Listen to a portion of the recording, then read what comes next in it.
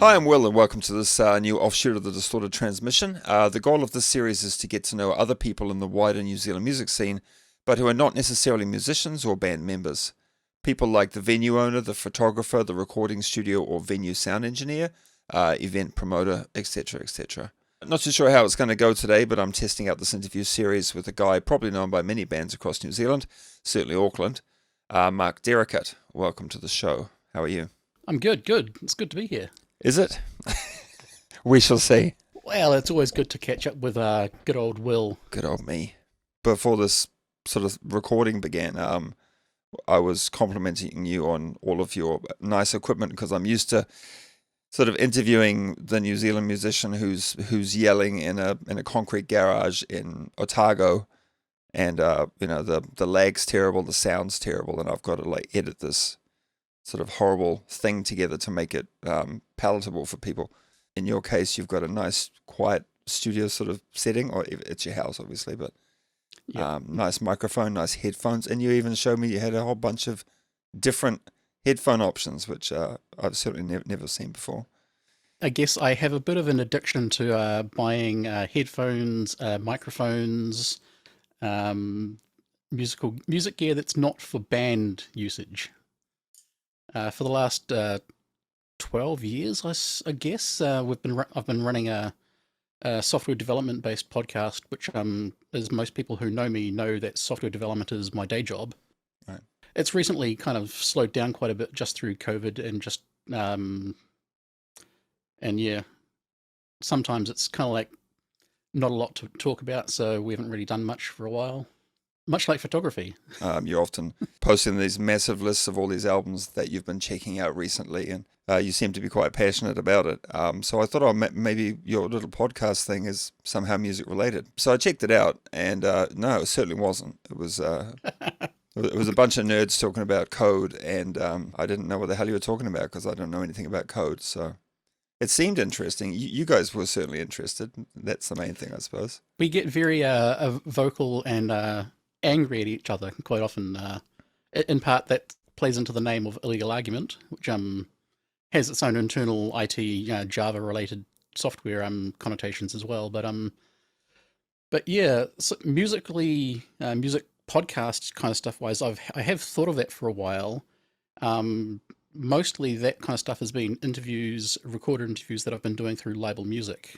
Um, but again, that hasn't been much for a while at the moment. Yeah, I mean, everything's been pretty quiet, I would agree, over the past Yeah. couple of years for the obvious reason that I hate to bring up because it's such a sort of scratch record. The main subject of this conversation is really your photography. So let's talk about that. When and why did you get into photography? I think it was the U2's Lovetown tour. We had driven up in the 93 FM bus from Napier. Was that with BB King? That was with BB King. It's the only time I've actually seen them live, which is really annoying because I was hoping to see them the other year. I was there as well. Yeah, so whilst I was at the show, I picked up the tour booklet that had lots of photos and stuff, and I also had recently picked up one of the biography books, The Unforgettable Fire, which was detailing through some of the early years, through those earlier albums leading up to Joshua Tree and Rattle and Hum. All their good albums. Pretty much, yeah, like Boy, October, all that kind of early stuff. But there was all the black and white photos, so all that kind of stuff, the imagery. That's kind of like what kind of stuck with me. Some of those visuals that was not necessarily band photography, although there was band photography there, but also just like album covers. And back in the day when we had CDs and physical album covers and sleeves and stuff, you would get all the band photos and stuff inside. So those were the kind of things that I kind of looked at and was like, oh, this is actually kind of cool. But it wasn't until I started going to Parachute Music Festival way back in the day where I started writing some underground reviews for some of the paper zine magazines out of the States, underground Christian metal magazines and stuff. And that kind of led me to, I think I had, being the nerd that I was, I had one of the very early 1 megapixel digital cameras. It was terrible. Then I upgraded to one of the newer digital cameras, and I think I was traveling from Auckland back down to Napier to my parents' place. So I had my computer with me. And back in those days, it was a desktop PC, little tower case with a 17-inch monitor.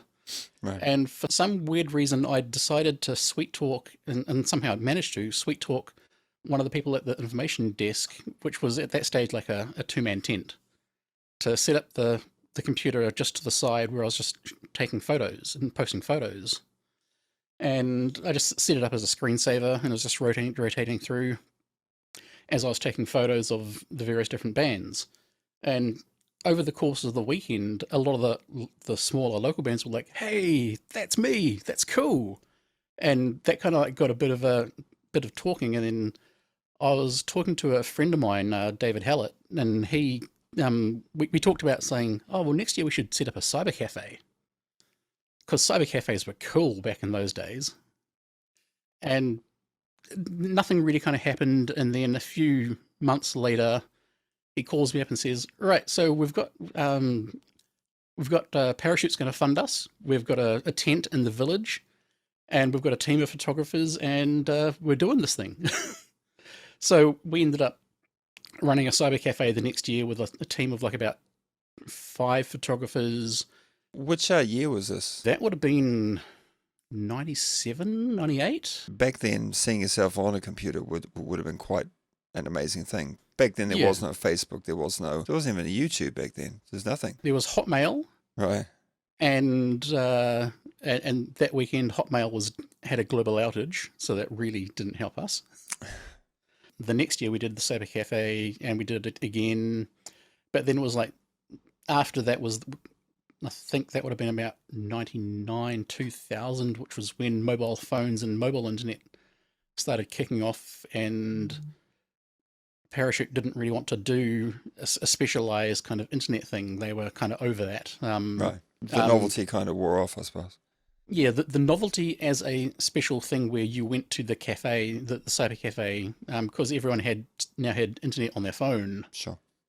It was expensive and it wasn't that great, but you had it, so you didn't need to go to an email kiosk. You could do email on your phone, and it was probably shortly after that I kind of like started drifting further into IT, software development, open source, and kind of the photography side of what I was playing at kind of drifted away. I was still doing some underground punk metal shows, and I think that was the second era of Chalice of Blood, which was just that I set up around about 97, 98, which was local news and information about the underground Christian punk scene. I had no idea that you've been doing it for that long. Chalice of Blood actually started as a dial-up BBS, running out of my parents' house in Napier. Of course it did. Of course, yeah. Yeah, so then the domain just kind of like, once I kind of like came back decided to get back into music photography and stuff, which was about 7 or 8 years ago now. I was like, well, I've still got the name is kind of something that I've kept for that kind of stuff. Why not just bring Chalice of Blood back again? All right, next question before we run out of time. That was a big answer for an introduction. Yeah. I often see you posting about your new discoveries. So have there been any sort of recent bands of note that you've bumped into? Chat Pile is something that came out last week, which is a bizarre, sludgy kind of weird album, but it's really interesting. Okay. This is one of the questions I hate because there's so much good music out there that's coming out, and I'm like, currently I think we're seeing like about 40 or 50 top-notch albums a week coming out at the moment. Well, I mean, you're seeing it. Yes. I'm not checking out anywhere near that. I'll probably check out 1 or 2 new things, I guess, a fortnight, maybe, a week, maybe. There's several folk that I follow on Twitter, and the whole part of the metal Twitter community, where they're kind of promoting a lot of the music that's coming out, and you just bookmark it, and every so often you'll check something out on random. It's like, holy crap. I just find that I just get lost. You seem to be like a widespread shotgun. You seem to be like listening to everything all at once. I'm not sure how you actually pull that off.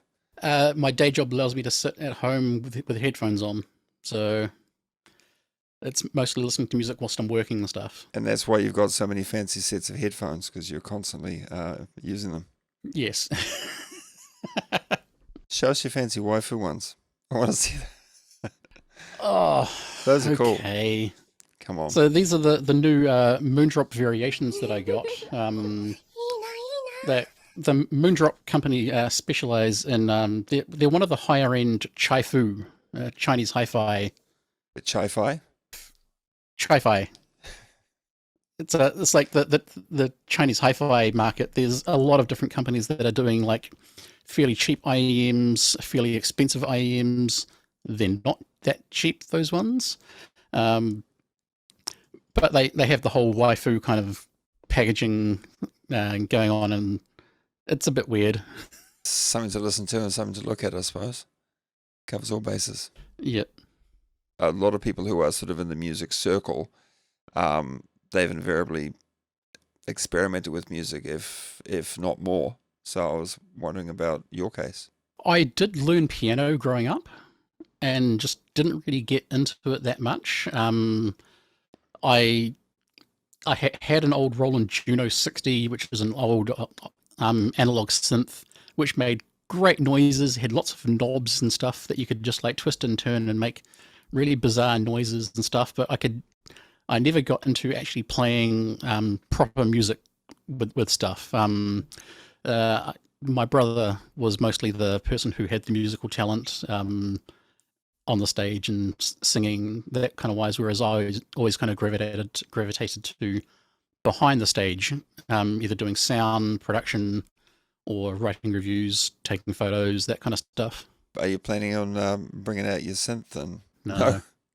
Short answer, no. Maybe a recorder? I think the time is now for recorder metal. Man, I fucking hate recorder. I remember having to learn that at school, and it's just the most abrasive instrument.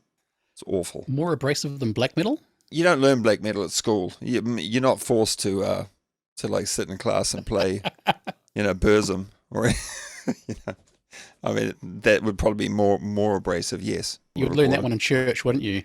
Probably. You'd learn that in church as you burn it down.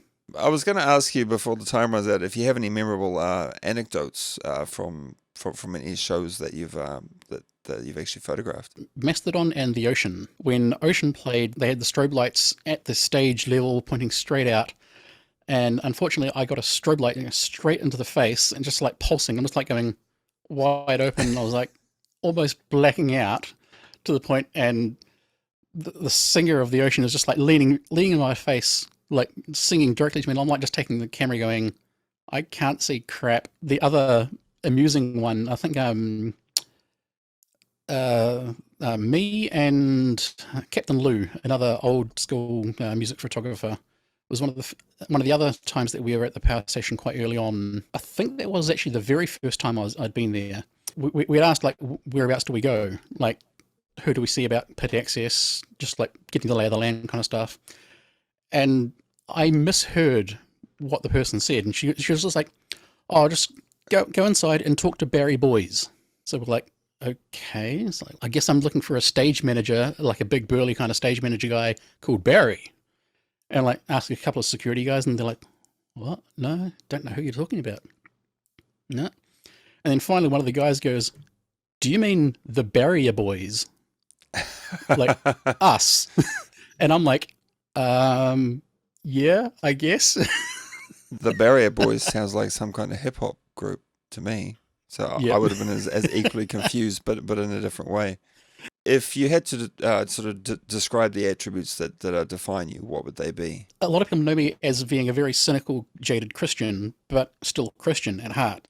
And I've heard from a lot of people and who have said, like, you're one of the strangest Christians that I know, is because you're hanging out with like us, like satanic black metal metalhead people, but you're natural, you're normal, you're not condemning, you're very accepting, you're very open, and we actually have good conversations with you. And that's something that I've always kind of tried to bring to anything that I do there, is that try to actually see that difference between the person and the art that they're creating as much as you can. Somebody mentioned it, or you mentioned that you're a Christian. I was like, oh, I didn't spot that. So Yeah. You're very low key. I'm not much of a preacher, so You look a bit like Moses with that beard, so maybe you could look into that as a career later on. if you look at it, the chalice of blood is the spilt blood of Christ. The logo that I use is the Benedictine cross. My brother was gospel winner of Gospel Album of the Year in the Music Awards about 10 plus years ago. So it's all kind of weaved through. You're a sneaky Christian, under the radar. All right, Mark. Well, that's about all the time we have for today. So thanks very much for chatting with me, and I hope to see you at some gigs very, very soon with your camera in hand. Cheers, man. Yeah, definitely. It's been great talking to you, and I look forward to seeing you behind the drum kit again sometime. Got to get some drummer shots. My serious. Yeah, always love seeing my photos come up in the memories, and it's like, oh, there's Will. So it's been great talking to you, and being great to be on the show. There were some very iconic ones that you snapped of me at the King's Arms, definitely. People think I'm being scowly because I'm trying to be tough, but actually I'm just sort of struggling with the song usually, just trying to keep it all together. Yeah. All right, man. Cheers, and thanks everyone for watching. Cheers. See ya.